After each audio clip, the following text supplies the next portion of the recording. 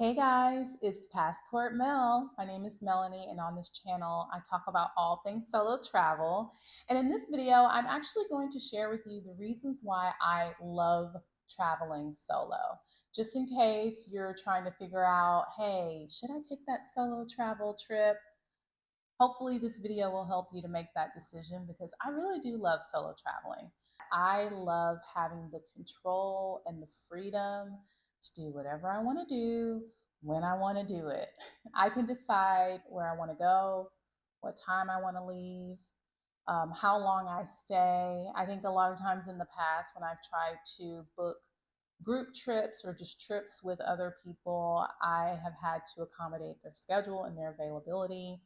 And especially when people have different like PTO schedules and openings, it's like it's a lot to coordinate. And then if you layer on top of that people who have families and spouses, it's like you really have to do a lot to figure out, okay, when can we even go on a trip? I love just having that flexibility and looking at the calendar for myself and deciding, okay, this day is going to work. Let's book it. I don't have to filter my decisions through someone else. It is just so nice to be able to decide on a whim, I think I want to go here. And then I can just book it and plan my trip. Another thing I really love about solo traveling is I can be on my own rhythm.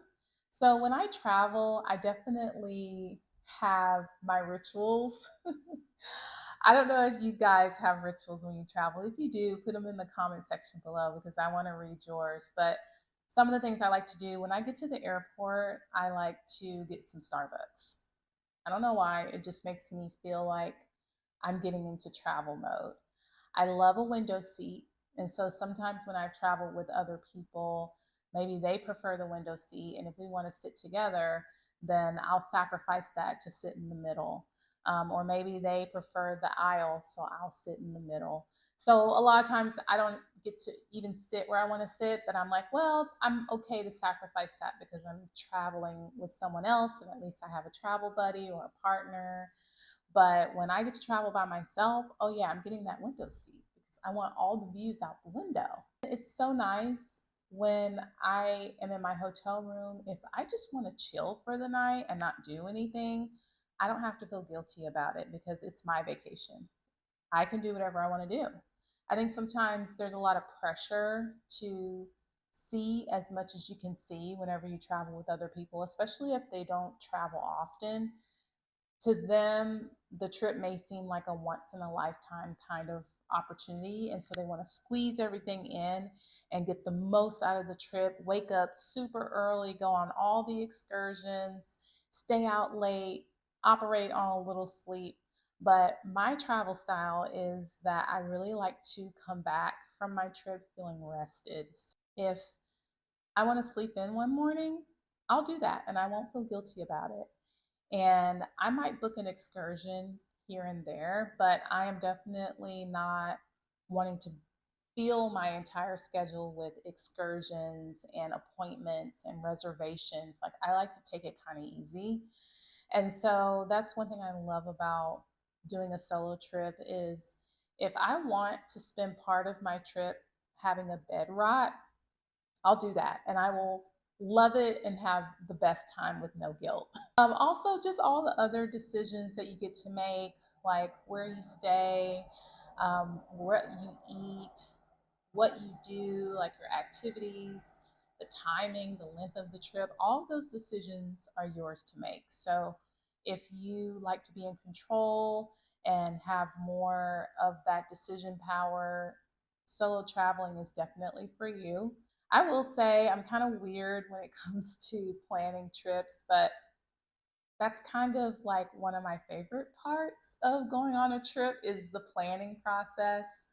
So I love just being able to get into the details and doing research about what I'm going to do, where I'm going to go. And I like having the option and freedom to just make those decisions right away without having to consult anyone.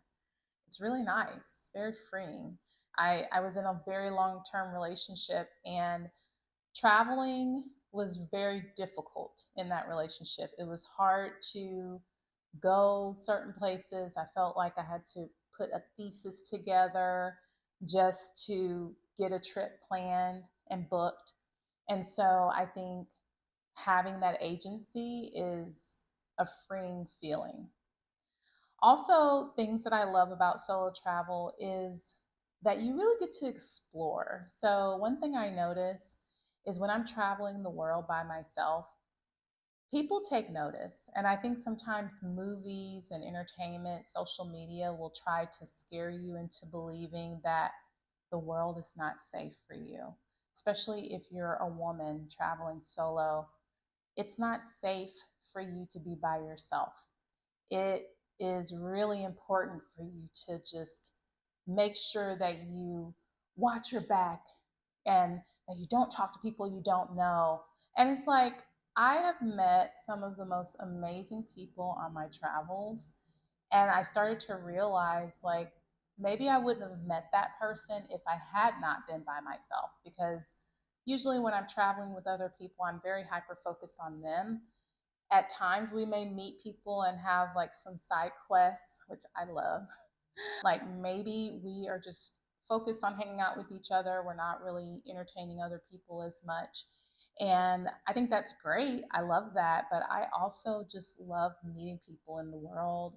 And especially if they're local to the country or city I'm visiting, I really enjoy getting a local's perspective on their experience of that place. And I like to immerse myself in the culture. And I found that when I travel solo, I'm able to do that a lot easier because people notice that I'm by myself. And I think people just have like this natural thing to want to foster community. I don't know. I feel like when I'm by myself, even when I'm like in my home city and I'm just going out by myself, that people kind of gravitate towards me and they're like, oh, you're by yourself, or what are you doing, or what are you up to? Or, they just want to hang out and talk and have a conversation. And I love that. I love that about humanity, how welcoming humanity can be.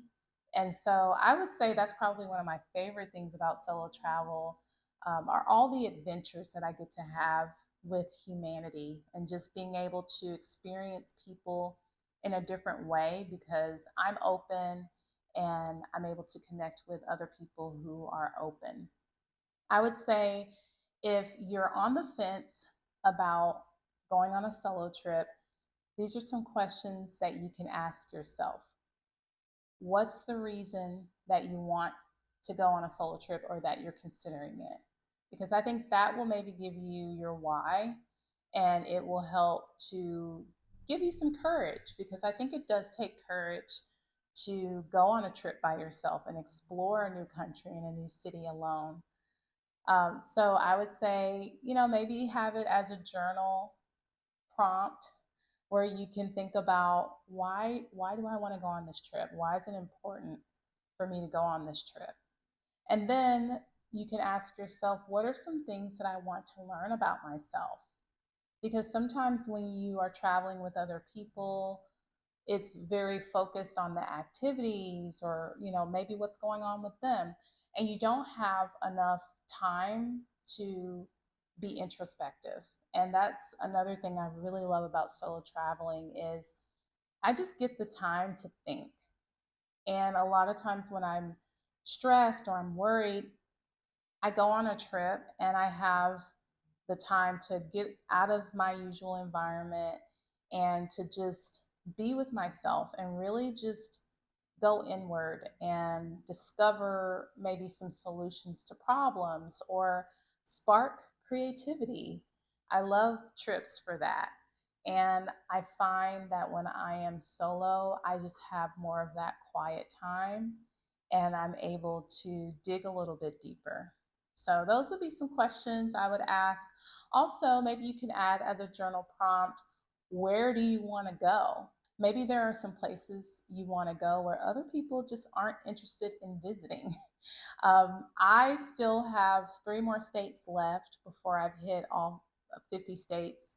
And I want to go to Vermont, North Dakota, and South Dakota. And there may be a lot of people who are interested in those states, but a lot of people aren't. And so, times when I've shared, hey, I really want to go to South Dakota, people are like, well, what's in South Dakota? Like, why would you want to go there? And so, solo trips are great for things like that. You can go to places where maybe other people just aren't interested in visiting, or maybe people just don't want to go or can't go.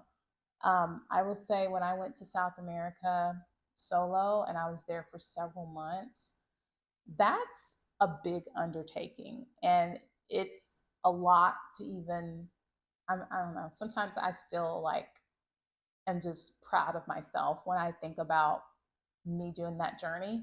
But what I've realized is like some people, they kind of want to just stay close to where they are and not really venture out into the world or go beyond their comfort zone. So there may be destinations that are beyond the comfort zone of others. And if you allow other people's comfort zone to prevent you from exploring and doing the things that you're really passionate or curious about, I feel like you're doing yourself a disservice. And it's just an amazing feeling to go to a place and be like, yeah, I was a little bit nervous when I booked the flight, but I did it anyway. And now I'm here in this amazing place. It's like, I don't know, I feel like it really has helped me build my confidence. And yeah, I could just talk about solo travel forever, but that's why I have this channel. That's why I'm talking to you guys about it. So I think I'll wrap it up here because I could literally go on. Just want to say that if you're thinking about taking a solo trip, do it, book it, have a wonderful time, and you will come back feeling like a new, more confident person. Well, that's all for now. Thank you for watching, and I'll see you in the next video. Bye.